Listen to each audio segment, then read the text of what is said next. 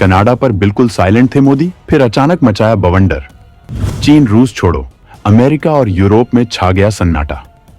Canada के Trudeau के vote bank पर फेरा पानी, मोदी का सीधा पलटवार। भारत ने कनाडा को दिया फाइनल अल्टीमेटम, जयशंकर ने मचाया बवाल। इस वक्त कनाडा चीन पाकिस्तान के बाद भारत का सबसे बड़ा दुश्मन बनता जा रहा है। पाकिस्तान की तरह अब कनाडा में भी भारत के दुश्मन अपनी पकड़ मजबूत करते जा रहे हैं। दरअसल इस देश में सिखों की आबादी बढ़ती जा रही है, जिनमें से ज्यादातर पाकिस्तानी गुप्तचर संस्था के झांसे में भारत से गद्दारी पर उतर आए हैं।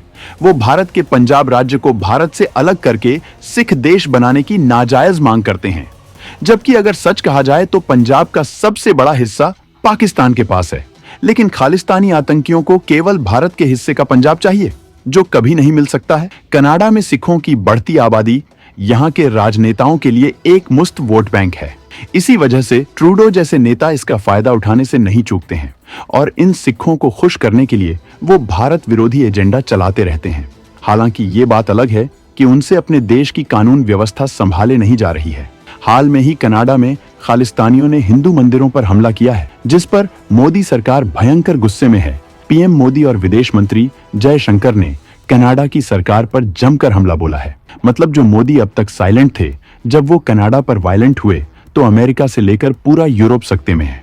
अब सब जगह एक ही सवाल उठकर खड़ा हो गया है कि भारत का अगला स्टेप क्या होगा। तो दोस्तों, ये पूरा मामला समझते हैं। अपने ही बुने जाल में फंस गया कनाडा। हिंदू मंदिरों पर अटैक के खुल गई पोल। पूरी दुनिया में जस्टिन ट्रूडो सरकार की हो रही जमकर किरकिरी। इस वीडियो में सबसे पहले मैं आपको बताता हूं कि हिंदुओं पर हमले के पीछे की इनसाइड स्टोरी क्या है और कनाडा के इनसाइड फ्रेम को तोड़ने के लिए आखिर मोदी को क्यों आक्रामक होना पड़ा है। वही मोदी जिनके नाम का इस वक्त वोट लेने के लिए अमेरिका में जमकर इस्तेमाल हो रहा है, उस मोदी ने इस बार आर पार की लड़ाई छेड़ दी है। दरअसल कनाडा में दीपावली के मौके पर चुन चुन कर हिंदू मंदिरों पर हमला किया गया और हद तो तब हो गई जब एक हिंदू मंदिर पर एक हिंदू संगठन कार्यक्रम आयोजित कर रहा था, इसी मौके पर कुछ खालिस्तान समर्थकों ने लाठी डंडों से हमला कर दिया, जिसमें तमाम हिंदू घायल हो गए। जबकि इस हमले में कनाडा पुलिस का भी एक पुलिसकर्मी शामिल था, जो एक सिख भी है। ये हमला कनाडा के ब्रैम्पटन शहर में हुआ था। इसके बाद हंगामा मच गया था। दरअसल ये हमले उस कनाडा में हो रहे हैं जो लगातार भारत पर झूठे आरोप लगा रहा है।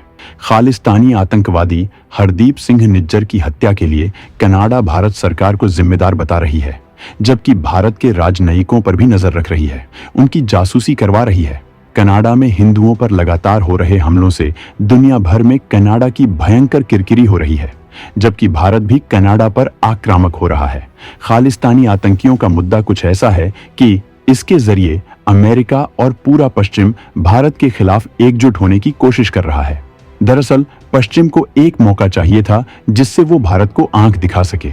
वो ऐसा इस वजह से करना चाहते हैं क्योंकि भारत रूस से जमकर तेल खरीद रहा है, जबकि यूक्रेन जंग में भारत रूस की इनडायरेक्टली मदद भी कर रहा है, जिससे रूस को अपनी इकोनॉमी को मजबूत बनाने में मदद मिली है। वहीं भारत रूस को वो सारी चीजें भी मुहैया करा रहा है जिससे रूस को हथियार बनाने में मदद मिल रही है।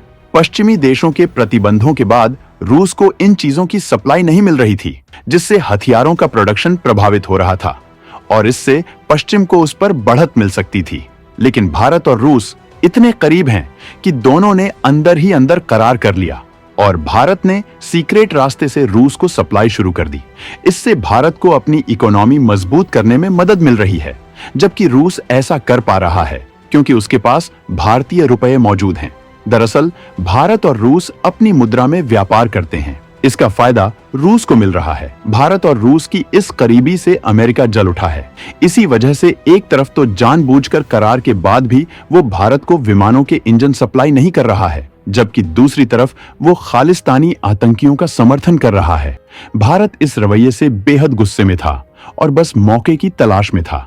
और जब कनाडा में हिंदुओं पर खालिस्तानियों ने हमला किया तो भारत ने कनाडा को अल्टीमेटम दे दिया है। ट्रूडो पर बरसे पीएम मोदी, जयशंकर ने दुनिया को बता दी कनाडा की हद। खालिस्तानियों पर की मुकदमे की मांग और राजनयिकों का भी उठाया मुद्दा। हिंदुओं पर हमले के बाद प्रधानमंत्री मोदी ने कनाडा सरकार पर जमकर हमला बोला है। उन्होंने कहा है कि कनाडा की सरकार को अपने देश में कानून का राज कायम करना चाहिए प्रधानमंत्री ने कहा कि हिंदुओं पर जानबूझकर किए गए हमले की मैं कड़ी निंदा करता हूं और कनाडा सरकार से उम्मीद करता हूं वो कानून का राज कायम करेगी और अपराधियों पर मुकदमा दर्ज करेगी। इसके अलावा प्रधानमंत्री ने भारतीय राजनयिकों पर निगरानी को भी अस्वीकार्य बताया। तो वहीं दोस्तों, विदेश मंत्री एस जयशंकर ने कहा कि कनाडा की सरकार ने बिना सबूत के आरोप लगाने का एक तरीका विकसित कर लिया है। भारत का स्पष्ट मानना है कि कनाडा की सरकार खालिस्तानियों का खुल के समर्थन कर रही है और कनाडा में हिंदू समुदाय की सुरक्षा करने में नाकाम है। दुनिया भर में इस घटना को लेकर कनाडा की निंदा हो रही है। भारत सरकार कनाडा के साथ साथ उन सारे देशों के खिलाफ आक्रामक मुद्रा में है जो भारत के दुश्मनों को पनाह दे रहे हैं। भारत अब अमेरिका को भी इस मामले में बख्शने को तैयार नहीं है। दरअसल अमेरिका ने भारत के दुश्मन गुरपतवंत सिंह पन्नू को अपने देश में पनाह दे रखी है और इसी बेस पर अमेरिका ने भारत पर आरोप लगाया है कि भारत की खुफिया एजेंसी पन्नू की हत्या करने की कोशिश कर रही है। लेकिन अब भारत इस आरोप पर बचाव की मुद्रा में नहीं है, बल्कि भारत ने अब अमेरिका पर एक्शन लेना शुरू कर दिया है। भारत ने अमेरिकी कंपनी पर हाल में ही जुर्माना लगाकर ये साफ कर दिया है कि अब दोस्ती एक तरफा नहीं होगी, जबकि भारत अब किसी पश्चिम देश के बजाय अपने विमानों की भारी भरकम डील भी रूस को देकर पश्चिम की नींद उड़ाने का फैसला कर लिया है। भारत ने कनाडा को साफ कर दिया है कि पहले वो अपने देश में कानून का राज कायम करे, इसके बाद भारत पर झूठे आरोप लगाने की कोशिश करे। भारत और कनाडा के बीच लगातार टकराव बढ़ता जा रहा है। दोनों ने अपने अपने देश से एक दूसरे के राजनयिकों को वापस किया है, जबकि आरोपों का सिलसिला लगातार जारी है। यहाँ तक कि कनाडा अब भारत की खुफिया जानकारी अमेरिका को भी साझा कर रहा है, जिसका हाल में ही खुलासा हुआ है।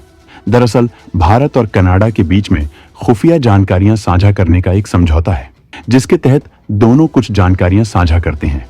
ये जानकारियां खालिस्तानियों पर कार्यवाही के लिए साझा की जाती हैं, लेकिन कनाडा ने ये जानकारी अमेरिका को साझा करके भरोसा तोड़ दिया है, जिसके बाद भारत और कनाडा के रिश्ते और खराब हो गए हैं।